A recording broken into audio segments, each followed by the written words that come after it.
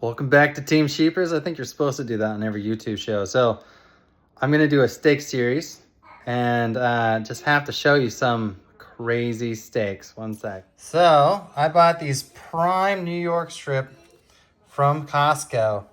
And this has to be, if you're in the beef, this is it. This is unbelievable. I would say less than the Kobe beef, obviously, more American style, which I really like the flavors quite a bit more. But this is a New York prime, and it's currently, I think, $22 a pound. So pretty brutal, but this is just, for a carnivore, this is it. So today, we're going to choose one of the barbecuing methods, and I'm going to measure the temperature before and after with the best temperature probe money can buy. Absolutely amazing Thermal Pro. We're gonna have to do a full review on this thing, but you open it up, it automatically turns on. It puts itself to sleep. You turn it, it starts working again. It's instant hot, and right now we're reading 46 degrees, 48. So I am going to let this sit. I'm going to take this out of the vacuum sealer. I bought a pack and I vacuum sealed them. We'll do a food saver review real quick on that too. But I like to seal them up, and sometimes I coat them with olive oil. In this case, I just took them out of the Costco bag and then sealed them up with a vacuum sealer. This is absolutely worth your time, or else all that air flow really starts discoloring the steak, and it can pick up flavors of the fridge. A lot of people do that. I've never found that it really worked for me. So today we're going to, look how awesome this thing is. We're going to let this rest just enough time to figure out what grill to use. It's either gas or charcoal today. And then we're going to measure the temperature before we start, especially if we do like a sous vide method. And then I'll probably bring it up to, for this steak and the marbling, I'm going to have to say probably 132, 134, something like that. I really want some of the meat to render, a little bit of the fat to render. It's going to be wonderful. So if this is for the vegans, this will probably really turn you off on it until you see the end product. It's absolutely phenomenal. Costco meat is the most affordable, highest quality meat I have ever found. Consistently amazing. Whether in Utah, Minnesota, Washington State, here in Maryland, it's all just always better than anything else. So you go to Safeway, it's $35 a pound, $33 a pound for prime. And then it doesn't seem to have the same flavor. I go to some local butcher shops, seems to be a choice steak, and has I don't know, a lot of grass, a lot of iron. But this, wherever this came from, is amazing. Costco does have a few controversial things. They do poke it, tenderize it with a whole bunch of little pokes. I've never found that that's an issue, and they are absolutely juicy and tender. Just amazing products. So shout out to all the Costco people on the YouTube and Facebook. It's like, I think it's called like the Steak Club. Just a bunch of people that love enjoying good steak. So I would probably never eat steak unless it was absolutely the best thing on the planet and I could eat it every day. And I think it's still controversial if that's a good thing or not. But wish you all the best. It's time to go strike up a grill. And it's always fun. And then we're going to get underway. So we'll be right back. All right. Welcome back. It's been about an hour. And it's been on the counter. It's now 57.5 degrees. It's like 68 in the house, I think. And we're going to use just pepper from this wonderful Peugeot grinder with whatever the Amazon basic peppercorns. We got, this is the just normal salt, kosher salt in a grinder. I like the consistency. Kosher salt, as we all know, has big grains. So in a grinder, breaks them up a little bit. And then granulated garlic. So it seems pretty classic. I'm really just trying to go for the flavor of this. And so I salt the steaks right before. I don't even know if you have to. The last couple taste tests I had, I used salt before and I did after. I did like it before. So I was thinking maybe it goes and gets incorporated a little better. This one's automatic, which is absolutely awesome. We're going to do something like that with salt, pepper, and garlic, and then bring it out to the grill. All right, peace. All right, so we're preparing to go out to the barbecue grill. I'm gonna take the steak out, put it on the grill, cook it. Then I'm gonna bring it back in on the tray so I'm not cross-contaminating stuff. So I did put just a few little drops of the best olive oil I think you can buy. It does taste like something you would get in Tuscany or other parts of Italy. I've never had or found olive oil that tastes like what I remember in Italy, but this is it. It is a bit expensive. I think it runs $40 on Amazon. But if you want that authentic Italian flavor olive oil, this is it. I think this is extra virgin. I'd probably just go with normal olive oil, but oh my gosh, it's phenomenal. So if you're looking for that, that's what I use. Love the thermometer, the lightning probe or a thermal probe. So fast, you won't regret it. I've had a few different brands. This is my go-to. Nothing competes to it. And it's magnetic too, so it can just stick to the side. Sorry, hands are oily. And nice big long tongs, really cheap, Amazon. And this little tinfoil sheets, they're at the dollar store. I use them for quite a few things and it makes it really nice. So we're gonna throw this on and I'll show you how you do that. All right, today we've chosen trusty Weber. This Genesis has a sear zone, highly recommend it. But if you only get the 3 burner or 2, maybe there's a 2 burner, do it. The Weber Genesis propane, probably natural gas too, is phenomenal. Now it's 24 degrees out. I left this on for about 5 minutes. I took my the cast iron plate. Absolutely recommend that. What's it called? A Blackstone or a flat top. This thing might be $100, but you can cook pancakes on it, evenly cook, and bacon. It's phenomenal. We're gonna do bacon. We're not gonna do it on the Weber. It's a ton of oil. This does have a drain section, and this does have draining. This is a whole season, so we're gonna start off the new season and try to get some of these like areas polished up. But so the first thing I'd like to do is get it real hot. I'm not gonna use this side. I'm gonna turn this side off. And what happened was we had a big windstorm and it blew the top off because it wasn't tied on the bottom. Use your air. And then, you know, you have snow and stuff. So whatever. We're gonna open it up. We're gonna toss this on here. I should grab my tripod, but here we go. So we're on this section. And people use stop clocks and stuff, but we're gonna be flipping this sucker a lot. You don't have to pat it down. It's just what I like to do. And this steak is now like, so what, 58 degrees or something like that, or 62 degrees. It's gonna be fine. Now I did pat just a little bit of oil. Instead of being dusty, it's gonna have just a nice, super thin layer. If you have too much, you're gonna get flare up constantly. That flare up is gonna burn your oils and give you like a burnt oil taste. I'll tell you a story. All right, I was in Korea for a long period of time, and I was on a mission to try steak at every steakhouse in the country. Unfortunately, there was COVID and a series of situations. I was there for 5 years. I've had the opportunity, I think, I ate steak at every single place in Korea. There's not a lot, so it wasn't relatively too hard. You have to kind of go to a boutique because this style steak is not as popular outside of the country. It's real hard just to find the cut. Like prime rib, New York, filet mignon. This is just doesn't really happen like it does in the States. And the price is significantly higher. So not just as this thickness, the quality, you can get good steaks. They're thinner in Korea, for example. You can get Australian, I think they call it Australian Wagyu or Korean Wagyu. But this is Costco Prime. And if you go to the Costco in Korea, it's a unique experience. It's a little bit busier. There is a huge line. There's a lot of ladies that are shopping there versus maybe in America, it's like a mix, 50-50. And they're aggressive. They're gonna get their cart in first place and so forth. So, anyhow, long story short, I tried this tomahawk. It's a steak. It's like a prime rib, a ribeye with the bone on it. It's this massive, like imagine twice as big and coming out here.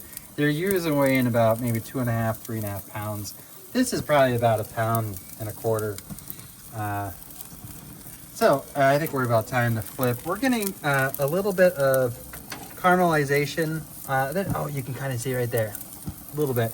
So let's flip it over and see what we're working with. Like I said, we're at like 24 degrees outside, but it is searing hot. So let's hope. Oh, we got sticking. Oh, should we wait? Should we wait? Should we flip? Not too shabby. So we're gonna flip it a lot. I'm gonna try to get the grill to heat back up, but I'll just finish the story real quick. So that big tomahawk steak, they coated with butter, and then they had it over a live fire, and the butter was constantly burning. And instead of being like what the Menard reaction, this is like the version I think Menard is. I think those grills lines is exactly what you're looking for texture and flavor and depth of flavor. Everything about it is, that's what I'm talking about. Not the light colored part. I saw a video, this guy went off about that's all you need to do. This is, I like the crust, I like the texture, I like the different flavors. But anyhow, that tomahawk was completely ruined. It tasted like burnt butter through and through. So we're gonna try to limit flare up as much as possible. There is gonna be some. This is, as you saw, a super fatty steak. And I also have everything maxed out, and I touched it up with a little bit of olive oil to really get those sear marks. Next time I won't do that, and you'll see it's just a little bit harder, but these are such fatty steaks, the end result is nearly the same, or will be exactly the same. And maybe we'll do one that's right out of the fridge versus one that is sous vide, maybe 132, or maybe in the 120s, 100. And then we're gonna cook them nearly the same to the right temperature, let it rest just a little bit, and then let my wife determine if it's really that good. So here we go. We're gonna turn this in just another minute or two. We're looking for maybe a little bit of sear, but really can't mess up. If you turn often, every minute is fine. If you leave it there for a little too long, you're gonna start cooking more through on one side. You're gonna have more gray area. I've seen a lot of steaks. I've had a nickname when I was in Germany of König von Fleisch, the king of meat. Probably not the most flattering in the US. It probably looked like a stage name on like OnlyFans. But I've seen a lot of people like their steaks different ways. All right, so we got some burning on the bottom, and that's a good sign that we're gonna have to, there's a little bit of stuff down there from last season. This is the first cook of the year. That needs to all come out. So we're gonna take all the grates out when everything cools down, not today, and try to clean it as thoroughly as possible. Ensure that the oil's drained and that you don't have too much buildup. I just cleaned this a few sessions ago, so that might just be from drippings of a large steak cook I had, and it looks relatively clean on the rest of the area, but don't worry, it's gonna be fine. And the fire's nearly out. Don't worry about it. But anyhow, I'll be back. I'm gonna flip this again, and then keep on flipping it. I'm gonna, like for example, if we cook here, flip this over now. Oh, wait till you see this side. Oh my goodness, little bobblies on top. Not as much.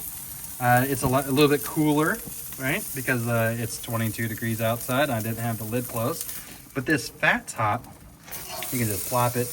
This fat top, we're gonna hit probably twice as many times as the rest of the area. So we're gonna leave this for roughly about the same amount of time. And then we're gonna flip it on this side. And then we're gonna try to hit this side and this side. And just keep on going back and forth. But every time we go around the corners, we're gonna try to hit that fat cap. And that fat cap will get absolutely delicious. And it's gonna break down. You're not gonna be eating big chunks of fat. You can cut it off. I've seen people do both, essentially. And if it's not a lot like this, it's very little. When it renders down, it's gonna be absolutely delicious. If it's a big chunk, some people really love that. You do you, whatever works for you. I found that on this grill, to get the sucker from stopping the tipping over, I can put it against this little wall and it seems to work really well. See, it just plopped right over. So we're gonna leave that for just a few minutes. We're gonna start rotating a few times, and then when I think I get the sear that I'm looking for, because the temperature is so hot, we're gonna then temp it. I'm guessing it's probably gonna be like 110, something like that. Or 100. It's not gonna be even where we wanna cook it yet, but the outside's gonna be the texture and all that great stuff. So, and then we're gonna leave it. You can use your top rack. You can leave it on the side. You can turn on the temperature and just rotate more often. You're gonna kind of go from like reverse sear. Is that what that is? I think you sear it in, let's see. You sear it in the beginning, then you slowly cook it. This is just how I'm gonna do it.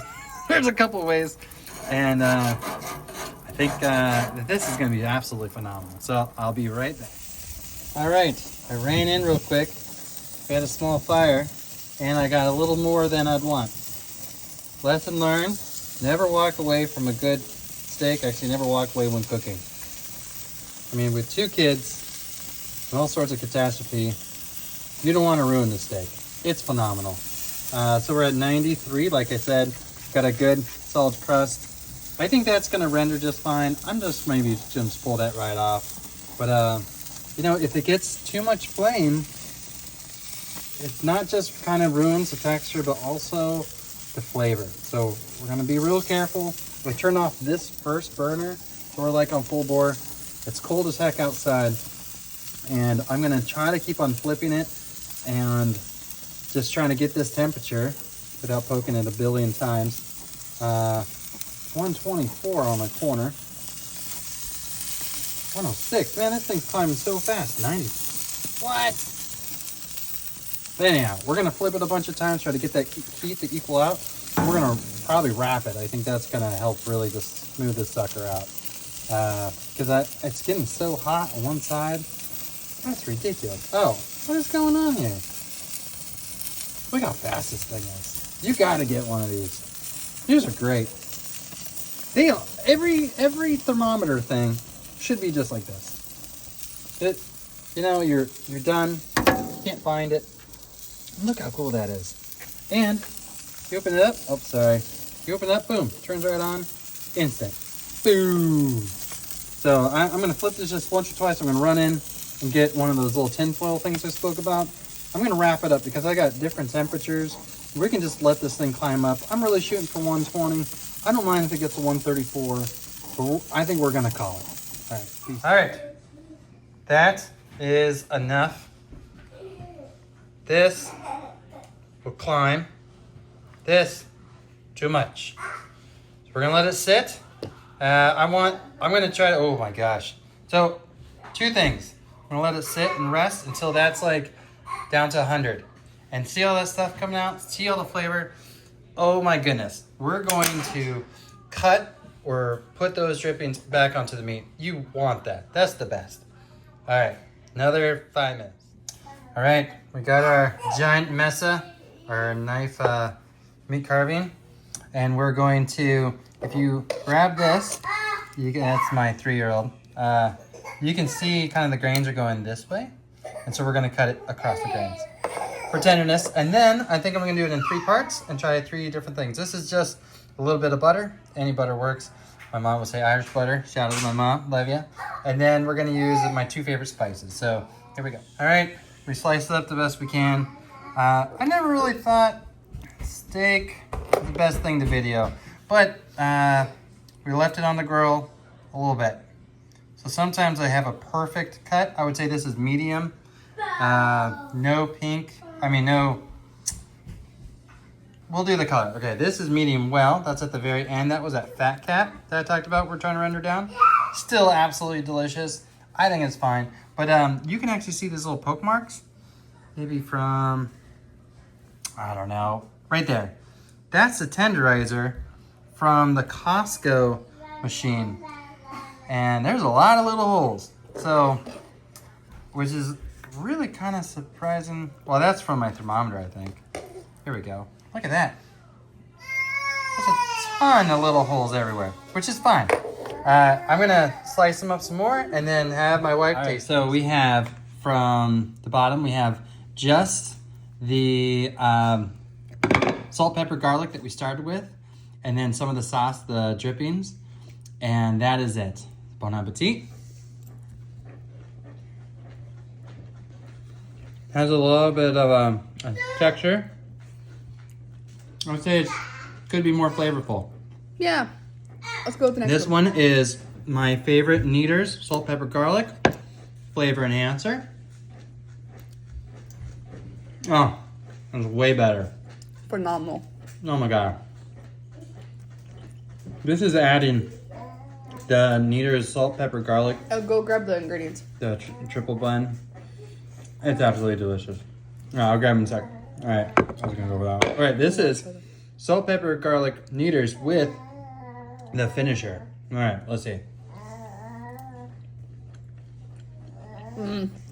This one. All right. This one was the best for me.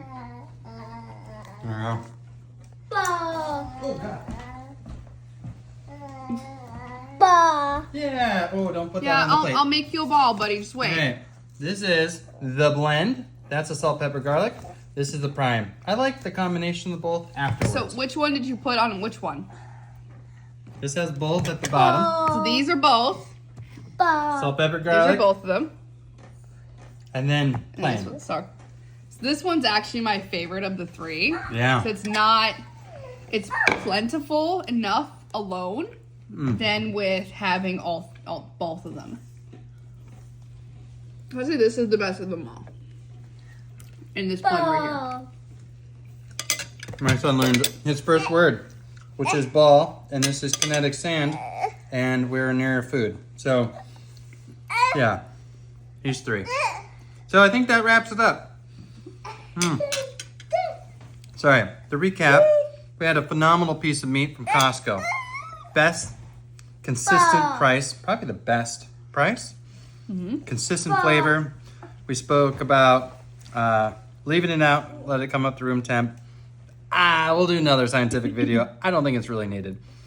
Then we did salt, pepper, garlic with fresh pepper, with kosher salt that's ground, and also with that granulated garlic. Then we used a little bit of the best olive oil ever, just a dash, to kind of get that powder into like an oily bit. I don't think it's really needed. We'll do a video on that later. But then we used the Weber, which is the propane, and got that sucker searing hot. We did our first few sears.